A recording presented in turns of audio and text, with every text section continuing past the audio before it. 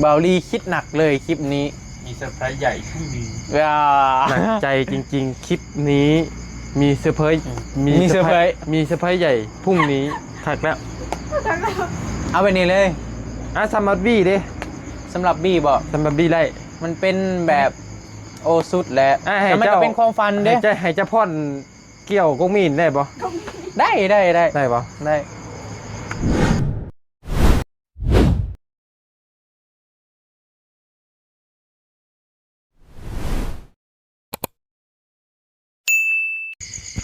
เมื่อยไหมพ่อไปเมื่อมันดึกแล้วแม่ทากินข้าวกินเมย์ไทยกินข้าวป่ะไอ้รถไม่ต้องเป็นห่วงเอาใจทำเมื่อตำหลังไม่ต้องเป็นห่วงลูกชายยังลึกแค่อันนี้บอกลูกชายอะไรเป็นนี่เลยบอกคนเฮาเดี๋ยวนี้บอกบ้านนั่นบอกมันดึกแล้วออกมาก่อนแล้วลูกมาตำหลังเครียดดีนะบอกเอาใช่ไรบอกเอาไปนานแล้วไปเตยครับเกี่ยวยังกับไปเตยเอาครูคนอ๋อแล้วพูดกันก้างขวางคอใช่ป่ะก็พอไปนอนไปเจ้าไปดีแล้วเนาะอันน่ะทางบริษัทมาก่อนเนาะมาเลยกะมูให้อยู่น้ำกะอยู่อยู่นะอยู่ก็อยู่ไม่ให้เลยได้มึงนี่มาขับไล่ใส่ส่งเลยนี่เนี่ยแต่จะมาหมดพอเป็นห่วงพอได้เผ็ดเวียกมาเบิดมือเมื่อยพอเย้ด้วยความปรารถนาดีจากลูกชายคนนี้เอาการเล่นแต่ต้องไม่ป่ะนี่เราโอ้งามเนาะสีนี่เนาะแต่อันเจ้าสะดวกเจ้าอยากเมื่อกับเมื่อได้ไหมเลยได้ไหมเลยเมื่อไล่ทั้งนี้ก็ไล่เพราะทั้งนี้ได้เอาไม้ให้เมื่อเลยแบบนี้ปวดล้อเห็นไหมแกได้พี่น้องเลยเนาะว่าจะเข้าบริไลบอกความจริงเป็นห่วงบอกมันดึกเลยเนี่ยมาบอกพูดจะชื่อว่าอะไรเนาะปืนมีเซอร์ไพรส์เด้อปืนมีเซอร์ไพรส์ไงเซอร์ไพรส์อีกแล้วเซอร์ไพรส์อีกแล้วเขาเหมือนเจ้าเนาะปฏิเงเซอร์ไพรส์ยาบุดีผู้หญิงอยู่ใช่ไว้ในกระบอกแล้วเป็นใช่กระบอกสะกดได้บอกพ่อหูอยู่อ่ะหูยังหูว่าถ่ารุ่นน้ำกันอันนี้ว่าให้รุ่นยังบุท่านบอกว่าไผ่เขาบอกในคลิปได้บอกฮะก็ว่าได้สิเป็นยังคอยใช่เขาขอได้บอกได้เบอร์อื่นมีรุ่นโชคใหญ่แต่จักสิเป็นไผ่บุจักใหญ่แห้งบ่ใหญ่อาจจะเป็นน้องใบเตยได้โทรศัพท์ไอโฟนก็ได้ดูวันไหนก็ฟังเบิ้งน้ำกันนะแต่ว่าใหญ่โอ้ได้โทรศัพท์กับโบมันกันใหญ่สำหรับบางคนเนาะใหญ่ทำไหนใหญ่ทำไหนอ๋อขยันกระถามบกถามคักถามนี่แล้วมันก็ซ้ำบกแล้วเจ้ากะแต่ว่ามันโชคใหญ่คือสมมติว่าคอยผมมีโทรศัพท์นี่มีคนซื้อโทรศัพท์ให้คอยสมมติว่าก็ต้องได้โทรศัพท์แม่แหละแบบกระโชคใหญ่เด็กแต่ว่าใหญ่กระโชคใหญ่สำหรับสมมติว่าเจ้าได้โทรศัพท์เจ้าดีจะคิดว่าเป็นโชคใหญ่แต่บ่ละโชคใหญ่ไทยบี้ไทยหลายคนก็จะคิดว่าผู้นี้เดี๋ยวลองเบิ้งลองทายแต่ว่าครับผมไม่จะเสียใจเรื่องนี้ไอ้ให้ FC ไทยจะซื้อว่าเจ้าไอ้จะซื้อยังไงไพ่หรือว่าแบบใดแบบอื่นนะเจ้าใบเตยบอกให้โบไทยก็ได้โบไม่เนี่ยแล้วแต่โบอาจจะโบแม่นี่ก็ได้อีกเคสอื่นเขาซอยหลายเคสอยู่เด้แต่ว่าติดตามในคลิปโบลี่อื่นมีเซอร์ไพรส์จังมุงถ้าตื่นไปเลยคลิปแบบว่าท่านได้ทายคลิปยังไม่ได้ทายก็ไม่ได้ทายข่อยเพราะท่านได้บอกอย่างเลยฮะบอกน้ำเจ้านี่นี่เลยแต่ว่าได้หับเงินแล้วเสื้อผ้าใหญ่เลยเจ้าคิดว่ายังใช่เจ้าคิดว่าคอยหักเจ้าบ่ยังบ่เละยังบนวิทย์เพิ่นเนาะเจ้าคิดว่ายังแต่ว่าหลายคนเลยคิดว่าใบเตยตอนนี้หลายคนก็คิดว่าใบเตยแต่ว่าถ้าโมเมนต์จะบูลลี่ให้เด้ออย่าบูลลี่โอ้ยเนาะบูลลี่นะเมื่ออันพูดจะใกล้มันเด็กแล้วก็ลีไหนนั่งกันชี้นั่งบ่เลยกันมาบอกข่าวก่อนให้ดีใจแล้วกันให้รุ่นน้ำกันนะด้วยบ่เฮ้ย เดี๋ยวคอยสิคิดมันก่อนคอยเว้าอย่างมันบ่อยากพลาดนะตะเก่าเลย แต่ท้ายรถบ่มีพิษมีถึกแต่ว่าข่อยยังบ่ทันบอก โอเค หลังไม้ก็สิบ่บอก โอเค ยังบ่ทันบอก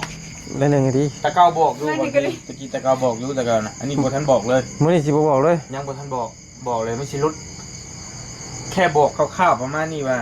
ปืนก็สิมีเซอร์ไพรส์เคส พอน้องเบลไปแล้วบ่ ฮะ พอน้องเบล พอน้องเบลบ่เที่ยงนะเมื่อคืนข่อยถ่ายโทรศัพท์แตกแล้วบ่ แม่แหละโต10 เซน 6 เซน อะไรบ่เสียงก็มี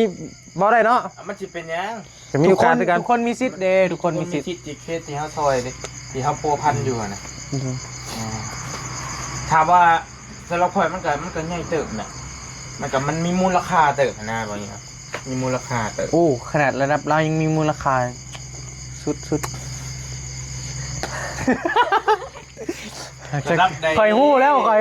ระดับใด แล้วเริ่มโจ้ก่อนแล้วบัดนี้ ฮะ แล้วคิดว่าชุมข่อยสิได้มานำอยู่บ่สิได้ไปนำอยู่ มีไผแนวมีไผแนวทีมงานเฮาบ่แบบไปแบบเตรียมแผนกันเนาะ ปืนส่งหา มีเฮานำบ่เลย กะส่งหากะเดี๋ยวส่งหาเดี๋ยวส่ง เมียยาวนำบ่แบบ ในกลุ่ม วางแผนเด้ แล้วมันก็ต้องเตรียมแต่กะสิส่งหาจุ่มเจ้าคือเก่าหั่นแหละสมมุติว่าได้เข้าไปเซอร์ไพรส์อยู่บ้านกะไปถ่ายคลิปนำกัน เฮ้ยอยู่บ้านรุดแล้ว สมมุติว่า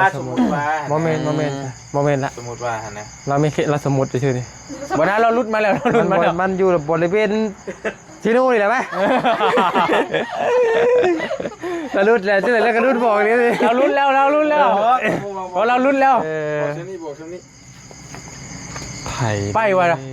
ขึ้นเซโปน คือเซอร์ไพรส์อยู่เชฟโปนยักษ์ติ โมเมนต์ที่ปวดโมเมนต์ ยังคิด อันนี้เราก็ไล่เลยเนาะเมนตัวเดียวนี่ อันใดก็ได้อีก โซ่2สั้นเนาะ ตาย ตาย แต่ว่าหลายคนก็สิ ใบเตย อาคนนี้อยู่แล้ว ใจข่อยกับเพื่อกันได้เดี๋ยวนี้ คนนี้ว่าอยากได้เด้ แต่ใจ แต่ว่าชนหลายให้ข่อยสิจะไพ่ไปข่อยบ่บอกแต่บ่บอกตัวหนาหั่นนะจะเข้าใจบ่ บอกอันนี้เจ้าอยากเฮ็ดไทยอ่ะ ข่อยสิซิมรับหลังหั่นนะแบบว่านั่นนี่หั่นนะ ยันมันนี่เจ้าอยากให้เบรกแนวไปจ้ะอย่างก็เกิดขึ้นได้เนาะแต่เมียข่อยจัก เมียใครวะจ๊ะเสียงไม้ ได้ก็ดีใจน้ำปืนกับบ่ติดคัดหยังเด้ บ่อื่น คิดว่าปืน น้องนิวกับบ่อยู่น้องนิกกับบ่อยู่บ่แม่นละ2คนบ่แม่นละ เอามาละ ค่อยขอทายบ่แม่นบ่เสียงกับน้องใบเตย 2คนแม่นบ่ 2คนบ่แม่นน้องใบเตยกับน้องบุ้ต้องโบบ่แม่นโบกับบี้ ใบเตย เจ้าว่าใบเตยบ่ แม่นใบเตย เจ้าดิใบเตย ไผก็ว่าใบเตย ไอ้ชาวยังมาเซอร์ไพรส์เป็นสมมุติว่า โทรศัพท์ โทรศัพท์บ่รถรุ่นยังบัดนี้ iPhone iPhone iPhone 17 ฮะ iPhone 17 เออ อ๋อถ้าได้17จะเฮ็ดได้ล่ะสมมุติว่า ดีใจเลย พรอ้อมกุกเสาได้บ่พรอ้อมกุกเสาได้บ่ เจ้าว่าเบิ่งเจ้าว่าสิว่าหยัง แต่ดีใจแฮงอันนั้นเอาบอกได้พูดว่าก่อนหนึ่งแดดพูดป้อม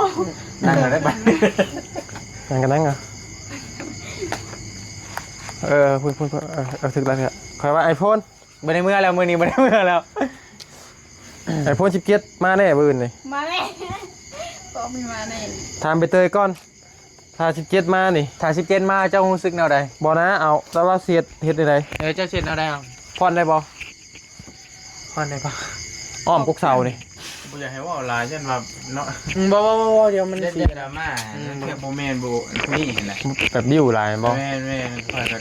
ขอโทษเด้อ FC เด้อ บ่นะสมมุตินี่นะ ดราม่าใด บ่อย บางคนเพิ่นก็ เขาจะบางที่เอา อย่าล้อเล่นกับความรู้สึกนะ เอาบ่บี้ใช่เอา เอาพอดีพองาม เอาบ่พี่ใช่ ซื้อ บ่นะ ทำเจ้าได้17นี่เจ้าเซ็นได้ไหน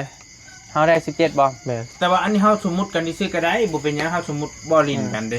ก็บ่ได้ให้ความหวังหยังได้เด้ อันนั้น ใบเตยบ่ แต่ก็ได้ เป็นอะไรล่ะ ถ้าสมมุติไอ้17เลยเหรอ โตแม็ก ป้อ ป้อ บุญเฮยชอบนะหัว ฮ่า ความหวังจะตั้งไว้เท่าใด โอ้ความบุญเฮาหัวแต่13เนาะ 13 แต่13หมอยังมีความหวังอยู่ โดยคันสมมุติเด้อ เซอร์ไพรส์ iPhone 13ก็จะใหญ่เติบโตชีวิตมันก็ ใหญ่แห้ง พร้อมกับเป็นเนาะจะ4-5 ล้านแหละ อ๋อใหญ่แต่ว่านางก็อาจจะแบบว่ามีความหวังแบบยังโอกาสจะได้ก็มีนะตัวนี้แต่ว่า17นี่มันแบบ ตัวไก่พวกเนาะ มันมิ้นเดียวนะ ไก่พวก บอกแล้วนะคำว่าเจ้าตั้งใจกันเลย หนักใจจริงๆคลิปนี้ เบาลีคิดหนักเลยคลิปนี้ มีเซอร์ไพรส์ใหญ่ที่มี หนักใจจริงๆคลิปนี้มีเซอร์ไพรส์มีเซอร์ไพรส์ใหญ่พรุ่งนี้ถักแล้ว เอาไปนี่เลย ซัมบับบี้ดิ สำหรับบี้บอก ซัมบับบี้ไล่ มันเป็นแบบโอสุดแหละ ให้ แต่มัน เจ้า ก็เป็นความฟันเด้ ให้เจ้าพ่อนเกี่ยวกงมีนได้ปะ ได้ ได้ปะ ได้ ซีเรียงสมมติว่าอันนี้เด้อขอโทษเด้อไอ้ซื้อเสียโพ17ให้ซีเรียงยังไง เจ้าอยากกินหยัง ก็อยากกินแข้าว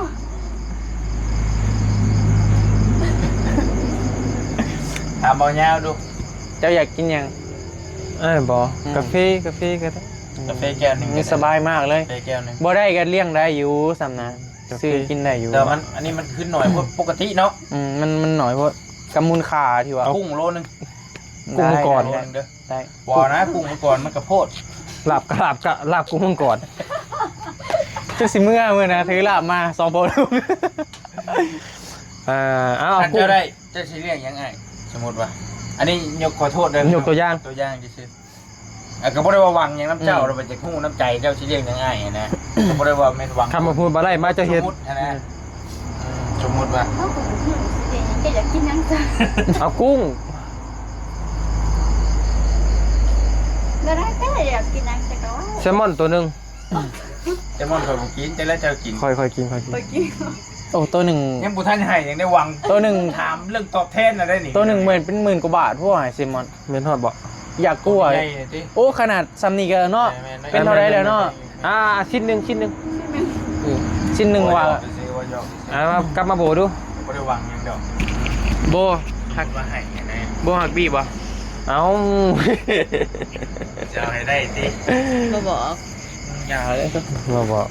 ไปโดดพวกข้ามไปเลย บอกยกตัวอย่างเขาชื่อมุดไล่ ที่นี่พ่อขนาดพ่อคอยเขายังไรแล้วเมื่อยย้อนว่าอยากอยู่กับเจ้าเด้อเนาะขนาดแล้วนะพ่อ บอกไอ้อยากฟังยกตัวอย่าง17ก่อน ถามหน่อยให้บี้ถามก็ได้ ถ้าสมมติว่าเจ้าได้17 Pro Max มือ สมมติบี้ชื่อให้ก็ได้ สมมติบี้ซื้อ17ให้เจ้าสิรู้สึกแนวใด ค่ะดีใจสุดๆเลย สิเฮ็ดได้ไหนตอบแทนได้ไหน สิตอบแทนไปได้ เอาเป็นว่าเลี้ยงเขาไง เลี้ยงตลอดชีวิตบ่ อ๋อกินลายครับ มีแบบหอมแก้มได้บ่สมมติเอาสมมติซื่อๆนะ สมุดบอก บ่ได้ ไม่ได้เนาะ มันรุนแรงเกินไป กอด รุ่นแรก กอดได้บ่กอดบาทหนึง ไป เอากอดกับแบบมือน้อยหนึ่งได้อยู่เนาะ ได้อยู่เนาะ ถึง หมอก่อน โตกันนะ ก่อนนี้เป็นเรื่องธรรมดาแต่สำหรับต่างประเทศเอง บ่ถึงเนื้อถึงโต ทักทายไหม บ่จักแล้วมันมีหลีใจมันดึงเขาเลยก็มีแน่ บ่กับบ่ได้เจตนาแนวอื่นกับบ่เป็นหยังเป็นนั่นนะ หักแพงเด้หักแพง อืม หักแพงแบบไอ้น้องเด้ เอาขอให้ได้เด้อเด้อ มื้อนี้เราชื่อให้เลยเด้ไอ้เพชร จะให้อีกได้อีกบ่ สมมุติ พอ นะ แล้ว สมมติซื่อ เอาถ่ายให้เลือก17 Pro Max กับเลือกข่อยไปเป็นแฟนเจ้าอยากได้ตัวใด คิดเนี่ย เอา รางวัลใหญ่ บ่ เนาะเอา รางวัล จะเช่าตัวไหน สอง รางวัล อ๋อให้เลือกอันหนึ่งเอาพูดจะเช่าตัวใดเอา โอ้แบบเด็ดขาดเลย มึงว่าแบบได้ขาดเลยเอาจะเช่าตัวใด เนาะโทรศัพท์ก็พอได้ใส่แล้ว เจ้าไง ฮะเอาตัวใดเอาตัวใด เจ้าก็ได้ไป เมื่อพอไป โอ้ไหลพอเมืองเดียว จะไล่กันเถอะก็ไม่เท่าบ่อยู่เด้ไม่เท่าบ่อยู่ป้าลุงบ่อยู่ ยังมีอันเด้ไม่เท่าน้อยไม่เท่าใหญ่อีก รางวัลใหญ่เนาะ ยังมีหลาย พี่น้องเลยใบเตยก็มีโอกาสอยู่ โดย แต่เคยเห็นเคสหนึ่งก็มีอยู่เคสที่น้องเมฆไปถ่ายเมื่อวานนี้กับหูตอนนี้ก็ว่าบ่ได้นะ อันยังก็เกิดขึ้น ได้ ได้ ก็คือได้บางทีอาจจะเป็นอยู่บ้าน เจ้าฮู้ว่าให้ซอย เอื้อยคือเก่า คือเขา ขอเรื่อง17เด้เอ้ยครับ โอ้เอ้ยใหญ่ใจดีนะบ่โอ้สุดแล้วนะ ขอเรื่อง17ขอยลง เล่น ไป เตะจักรท้ายไปคอยบ่บอก แม่น ขอยท้ายไปเตย แม่นว่าเอ้ยใหญ่ใจดีมากนี่คือว่าซุปเปอร์ VIP เลยแหละไว้พี่น้อง ระเบิดลงมานู่นบุ้ม พูดเลี้ยงกันอาหารทะเลฮาวานี่แหละ เอ้ยบ่ เออ ขอเรื่อง17 สุดแล้วคะแนน ขอยบ่บอกว่ามันเป็นหยังขอย บ่ผิดติขอยท้ายซื่อ บ่ผิดสิผิดเนี่ยขอยเป็นคนบอกเอง แต่ ถ้า ข่อยบ่บอกว่าข่อยสิสะพายหยังนะสิเป็นเงินเป็นสิ่งของเป็นอิหยังก็ข่อยบ่ สมมุติไล่17 Pro Max แต่ว่ารางวัลใหญ่รางวัลใหญ่ ก็มันก็ใหญ่สำหรับอ้ายก็คิดว่ามันมีมูลค่าเติบหั้นนะ อืม มูลค่าเติบ1ยู 1 คือยกตัวอย่าง 1 U 1อยู่ อาจจะบ่แม่นละ17นี่13 Pro Max 1อยู่เนาะ อยู่เลย หรืออาจจะเป็นอยู่ เจ้า บ้าน เห็ดให้น้องหล่ะคอยนอนบ่รับแล้วตอนแรกนี่ โอ้ยนี่อยากรับอยู่นะ หรือ อุ้ยเจ้าก็เนาะ หรือว่าอาจจะเป็นว่านไสยเพชรก็มีเกิดขึ้นได้ทุกอย่างแม่นบ่บ่ดี แต่นี่บอดี้ขอโทษนะบ่ได้ว่าให้ความหวังไผเด้อมีแต่ว่าปอนน้ำคลิปเอายาวให้มันมีรุ่นสิซื้อ โดย ให้มันมีรุ่นในคลิปบอดี้บ่อื่นหั่นนะบอดี้สิมีหยังเซอร์ไพรส์ไผ ถ้าเราว่าเรามีรุ่นเด้ ได้ให้มีรุ่นบ่ได้บอก เนาะ ว่าให้ไผหั่นนะ แล้วก็บ่ได้ว่าเป็นของไผเด้ โดย รุ่น แต่ว่าเรื่องว่าให้ทายเด้เฮามันทิศของเฮาเนาะ แม่นแหละ บางทีเฮาทายแม่นบ่ ทุกคนมีสิทธิ์เด้มีสิทธิ์ที่จะทายเด้ แต่ว่าเอ้ยปอโต สุดแล้วเราได้มา เอ้ยนี่ครับ โอ้เจ้าก็สิ โอ้ชื่อแล้วเอ้ยต้นผึ่งครับเอ้ยเจดีต้นผึ่ง อ กั ย่าน งนั้นแล้วผมก็ป้าเด้ออยู่ โด ดี ย มี เอาว่าสิขอบใจอยู่กะ ขอบใจหยังอีก ขอบใจเรื่องไม้นี่ ขอบใจข่อยก็เด้นำคลิปก็กิน คิดเคยได้จ้ะ ก็ได้เด้อ ขอบใจเด้อบดีเด้อเนาะขอให้เจ้าเฮงปังๆลำๆรวยๆเนาะขอให้ถูกหวยรวยเบอร์ขอให้อายุหมันขวัญยืน100 ปี1,000 ปี เป็นโฮมโพโฮมไส้ให้หมู่ให้คู่ให้น้องให้นุ่งดนๆเป็นนานๆเด้อเนาะ ใจละลาย ขอให้ซ่องกลับมาเด้อ โดย ขอบใจไว้ อันนี้ก็เป็นไม้พี่น้องเลยเนาะก็ปัญญาได้ครั้งแรกพี่น้องเลยเป็น โอ้ยมันบ่ได้มีหยังคุณปานนั้นนะเว้ย หยังมากมายเถอะ โปรทางว่าเทะ อันน่ะเอาคัดให้เฮาเนี่ยบัดหนึงคัดให้บัดหนึง โอเคพี่น้องเลย แล้ เนาะ วเมื่อกันได้บ่ยะเด้อ ต้องขอบใจ ใจคาดนิดนึงบ่ได้ใส่น้องบี้เข้าในนี่ ขอบใจอีกรอบหนึ่งเด้อ ได้แล้วขอบใจ ใช่ไหมไอ้เมียเลยนี่ ขอบร่ำรวยเด้อใช่ยอดวีปัง ถูกเนาะโอ้รุ่นใหม่ล่าสุดเลย ๆข่อยใช้รุ่นเก่าอ้าวโจ้ยัง เคยเห็นเยอะ อืม จะเคยเห็นเลย อืม อันหัวยองมันจนกูดอันจนชิเบิดวะ มีหยองจักอันวะ ยองอันเดียว อันเดียวบ่ มี2 อันอันตั้งนี้อะ บ่มันไม่มีคู่เดียวบ่ แม่น เออเพิ่นมันมีจากคอนะใช่จังได้แล้ว ๆเบิ่งก็นี่ก็เบิ่งก็ พวกมีหลายคู่อยู่ตามเห็น นี่นะ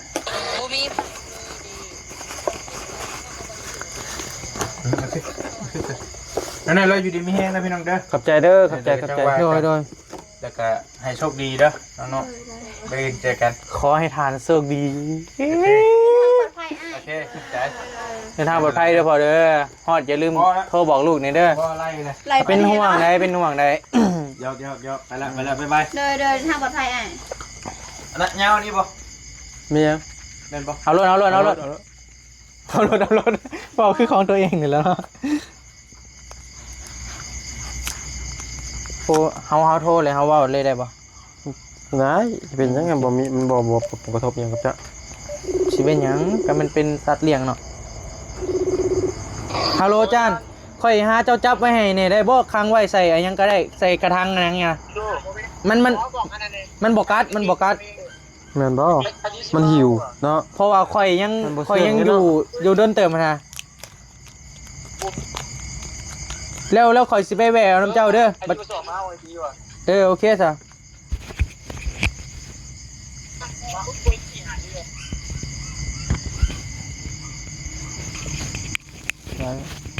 บ่เรื่องหยังกันนะ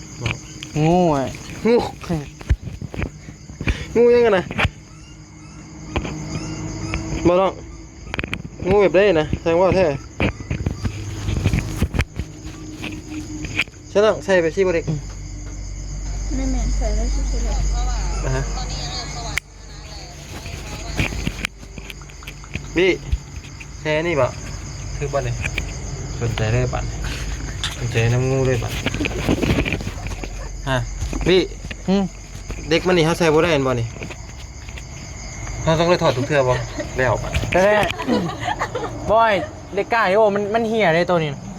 เดี๋ยวเฮาได้ยินเขาว่าอยู่ตัวนี้ บ่ใส่ก็ได้เนาะ มันเหี้ยบ่ใส่หนีบเอา มันก็ไม่ใช่บ่ ให้เฮาก็ดีได้เล็กนี่ก็ มันก็ใช่บ่ บอกว่ามันเหี้ยแล้วหากมันบ่จำเป็นดอก ใช่ได้บ่ ก็แล้วแต่บางทีแบบอยากอันนั้นนะอีกเสื่องไม้ไว้เฮาก็นิดแต่หักสไลด์นี่แหละขี้ข้านแต่ก็ถือไว้ แต่เขาใส่บ่ได้เนาะ แม่น มันบ่คือตัวใหญ่เนาะ แม่น แต่ตัวใหญ่นี่ใช้ได้นี่ ใช้ได้ มีเมียได้ด้วยนี่นี่เห็นบ่บัง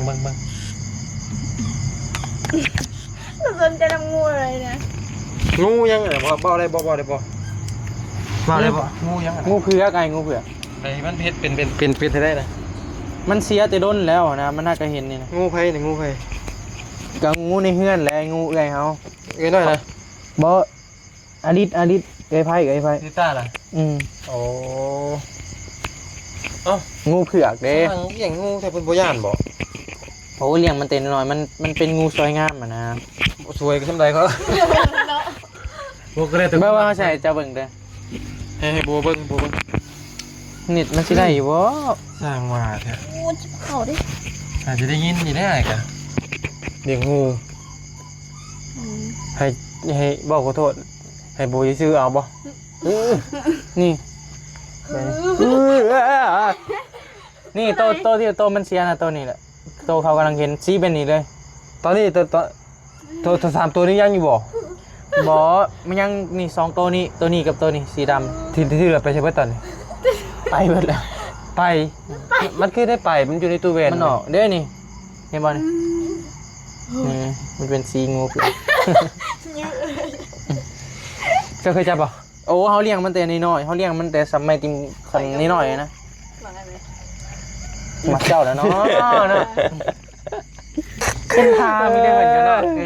บ่ซื้องูบ่เฮ้ย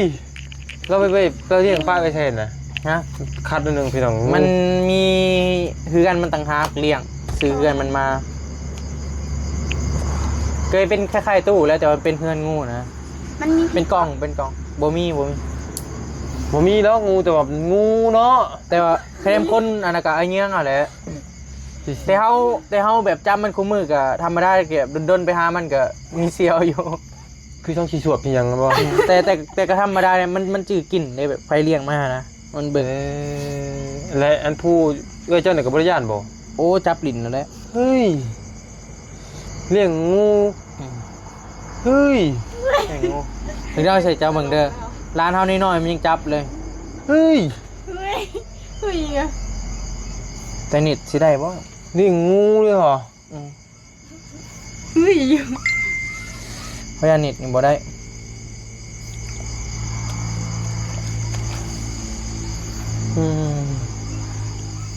ยาแล้วบ่เป็นหยังไอ้เห็นได้ก็ยังคนขี้ลุกเลยเอาพี่ต้องเอ้ยมาอธิบายกันนิดนึงเนาะ งูเสียแต่ดนแล้ว งูเพิ่นเสียพี่น้องเอ้ยแล้วมีคนเห็น เนาะ คำจับได้ให้ตัวละ 2,000 ก็ได้ซั่นเอาดี แม่แหละ รางวัล ได้ เพิ่นให้นะคำไผเอางูเพิ่นมาให้ไล่นะบางคนก็เลี้ยงเสริมดวงบารมีหรือว่าความเชื่อหรือว่าบางคนก็เลี้ยงสวยงาม บางคนก็มักเด้คนหามักบ่คือกัน มักคือกันเนาะแต่สำหรับบ่ยาวเลยยอม ยอม แล้วก็มาดีใจพี่น้องเอ้ยทางบอดี้เพิ่นซื้อไม้ให้เนาะก็บ่ฮู้นะพี่น้องเอ้ยก็บ่ได้ฮู้ว่าเราจะซื้อให้เนาะก็บ่ได้คิดแล้วก็เป็นเงินเราเองอีก เด้อ เป็นเงินเดือนเราเองที่ซื้อให้ก็บ่ได้คิดว่าหมู่จะเอาให้นะก็เพราะว่าจังได๋จักสิว่าจังได๋บ่ยาวก็เอาไม้นั่นให้เพิ่นพี่น้องเอ้ยไม้อันขาตั้งกล้องเนาะ เด้อ แต่เพิ่นว่าเดี๋ยวมันสิเจ้าให้ข่อยซ้ำนี้เดี๋ยวมันสิกลับไปหาเจ้ากว่านี้เพิ่นว่า เด้อ แต่ก็บ่ได้คิดหรอก เชื่อว่าซื้อใจแล้วก็ว่าได้นะเนาะไม่ขาตั้งกล้องอ่ะพี่น้อง แม่นแล้ว ก็บ่ได้คิดบ่มูสิใจดีปานนี้นะพี่น้องเนาะซื้อไม่เฮาซึ่งเอาเงินตัวเองซื้อให้นะ โดย ก็ดีใจพี่น้องกันนะดีเกินคาดและไม้ของบ่ยังไงบ่ไม้ของวัญญานี่มันเบิดไปถ่ายประมาณได้2คลิปนี่หรือว่าคลิปนึงก็เบิดละแล้วบ่ยามาเอะใจตัวที่เรามาเคาะ เลยฮู้ มันบ่ขึ้นนี่เห็นบ่มันพอมันเสื่อมเสียแล้วมันดนแล้ว มันต้องได้เคาะเอาแม่นบ่ แม่นเรามาเคาะปอกๆแล้วก็เลยเอะใจแล้วก็มาเอะใจตัวที่เรามาถามเว้นนี้ ถามว่าได้ เคยมีไผเอาของขวัญให้ประมาณนี้นะ ไหมข่อยแต่ทำแม่งตัวที่ว่าเล่าว่ามันสิกลับไปหาเจ้าอีกเด้อนะเพราะว่านี่ เจ้าให้ข่อยมาสำนี้มันสิกลับไปหาเจ้าอีกแม่นบ่ แม่นแต่ข่อยก็บ่ได้คิดว่าเราสิจกเงินตัวเองออกมาซื้อนะพี่น้องคือวันเกิดว่านี่บ่ยาวก็ซื้อเสื้อให้เพิ่นกับน้องวิพี่น้องเนาะกับมันก็เสื้อเนี่ยเนาะก็ซ้ำกำลังที่เฮามีทางบอดี้เพิ่นจะฮู้ดีว่าคือ เอาได้เท่าใดเนาะ แต่ละคนรายๆมันบ่ซ้ำกันแหละ แม่นเลย แต่ละคนเงินได้ซำใดนะพี่น้องเพิ่นจะฮู้ว่าไผมีคนเฮ็ด YouTube คือกันเนาะสิฮู้ว่าไผมีเงินบ่มีเงินนะ เบิ่งกันเนาะ แม่เพิ่นกันเนาะเนาะมีแต่นั้นแหละเนาะ โดย ทั้งอ้ายก็ว่าสิอำลาคือกันและมันเลิกแหละเพราะว่าเมียถ่ายกินข้าวอยู่ โดย หัวยังสิกินอยู่เมื่อไหร่ก็สิกินอีกเมื่อหาไม่ก็เมื่อหาซื้อเป็นเพิดก่อนจะได้ยินอยู่หรอวะซื้อเป็นเพิดเนาะ มีความซื้อเพิ่นเนี่ย แม่น จะให้ลูก ซื้อเป็นเพิดมาให้ลูกเพราะว่ายังขี่ใช้เป็นเพิดอยู่พี่น้องเด็กน้อยมอเตอร์นะเอาอยู่แล้วปะเอาบ่มาเรียกเองว่าเตย บ่ไหว มาไว้ยังนะไล่หอมปาดน้ำแน่ฮะหอมคือเจ้าอีได้ลูกชาย โลหล่อได้ไงมาฮะ รอ นั่นแหละเนาะขอให้เป็นผู้โชคดีเด้อ โดย เพราะว่าเป็นเจ้าหรือว่าเป็นน้องโบ โด เนาะ ย แต่ว่าผู้อื่นนี่มีเซอร์ไพรส์ใหญ่พี่น้องเลย น้องบีบ่ว่าเนาะเสียใจเด้ เดี๋ยวเพิ่นสิส่งหาเพิ่นนะข่อยสักพัก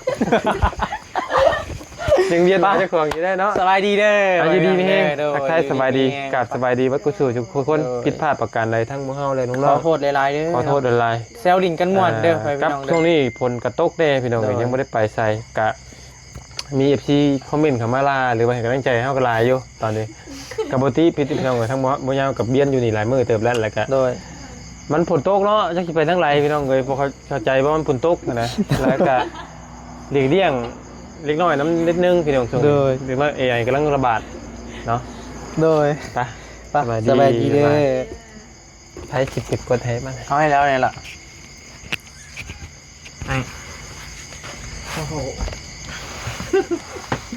จากโมงละ4 โมง